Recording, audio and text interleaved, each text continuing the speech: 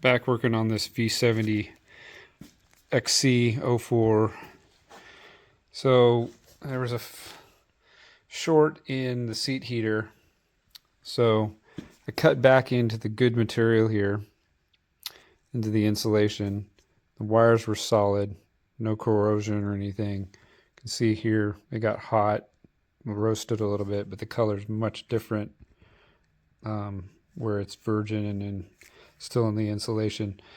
So I jumpered it to complete the circuit, because the circuit starts over here on the gray or the brown wire, and it runs through, and I traced it all the way through. It's got a pattern that runs through all the way over here, back here, out here, comes back around underneath here, and then comes back, completes the circuit. I'm not sure which one's hot and which one's ground. It doesn't matter because it's a resistor. It's just a big resistor. So I jumpered here so that I could test it once I had that jumpered there. Just a little hokey and redneck, but I didn't leave the wires connected permanently. I just, this side on the negative, I was just holding it down and then observing for about 5 minutes, and it held it, checking the temperature constantly at different points, making sure no one area was getting hotter than another, checking the jumpered area to see if it was getting hotter than anything else, and it all seems to be good. It's nice and toasty. So I'm going to try repairing this and running the wire underneath and using some really good insulatory tape, making sure everything's isolated. It's not going to pick up on anything, and then I'll put the leather seat cover back on, and then do some testing with the seat cover on to make sure that everything looks good. So I think that from what I can tell, it will go back together well and won't have any issues. The only reason I'm fixing this instead of replacing it is because this car has low mileage. This cushion is really nice, other than the obvious. And it's hard to find seat cushions that are not broke down. So we'll see how it goes. So in repairing these wires, first thing I do is heat up let's see if I can zoom in a little bit here. Heat up these wires. I twisted them really good. I heated them up just with a little bit with the soldering iron, and put flux on there. And next I'm going to tin the ends, and I'll show you the next step on that. And then after that I will take a wire, a fairly large gauge wire, so I don't have to worry about it being too small, and don't want it to be the fusible link. So here's the soldering iron. It's actually, I think, an old wood burner. I've been using it for a long time.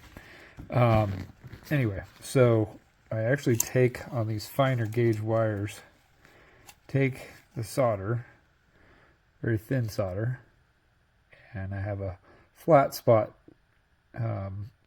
Use a file to flatten this out, and I just melt the solder. It's hard to do this with one hand. Just get a little bead on there.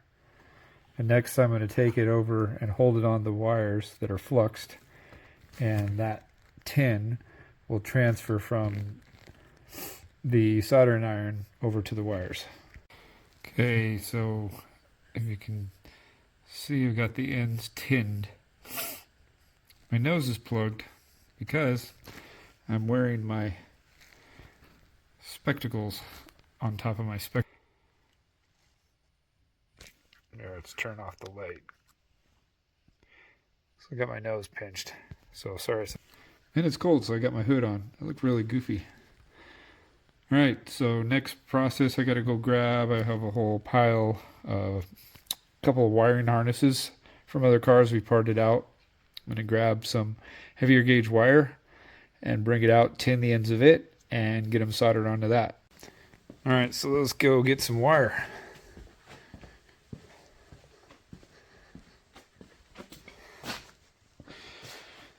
Here's the madhouse of wire.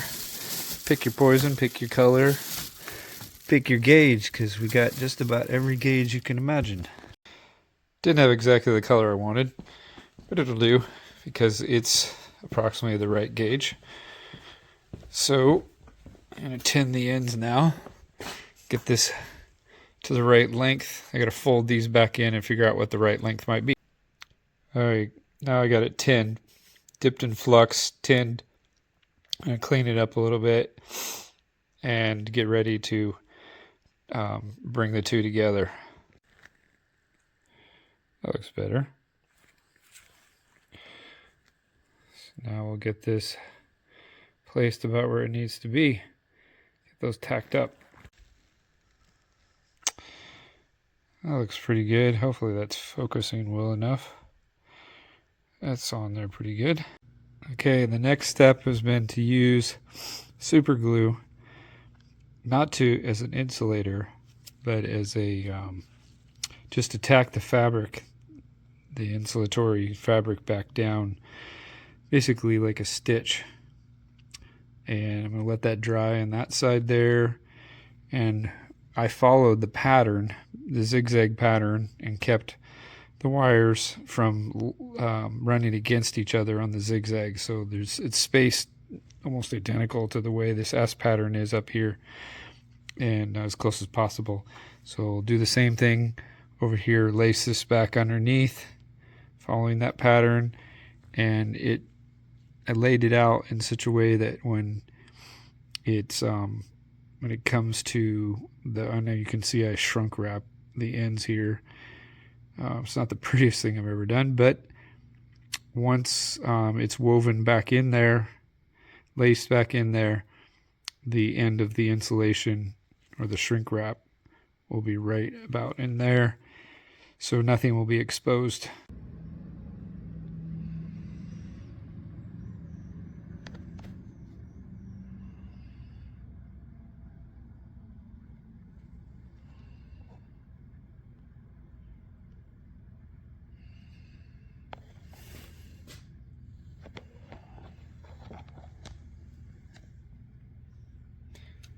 It ain't pretty, but it works.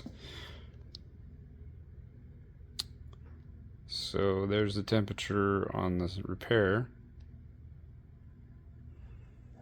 And here it is everywhere else. And then if you go up, get this angle right.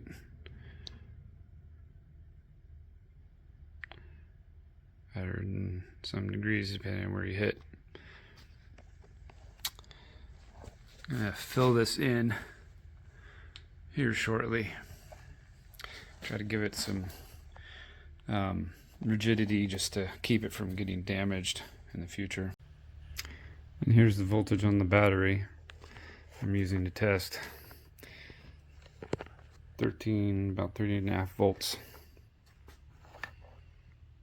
Okay, seats, bolster cushion is in the car. You can see I took some fabric from the inside of one of the seats of a parts car I have. This fabric very closely matches, it's a little bit heavier duty, matches the insulatory fabric for the seat heater. I took a piece of foam from the other seat and filled in that triangle shape in there and used spray adhesive, 3M heavy duty spray adhesive, and made a nice contact patch, and it's spliced everything. It should reinforce it, keep those wires from breaking down. And I had to buy some hognose crimpers because I thought I had some, but I didn't. Must have burned in the fires in the shop a few years ago. And I made, if you can see that, I made my own. These don't work as well. This is an old pair of needle nose I've had for almost 30 years. Anyway, it wasn't those, the actual plier or crimpers don't reach in as far. It's hard to get into tight places. And the seat, you got to get way down in there.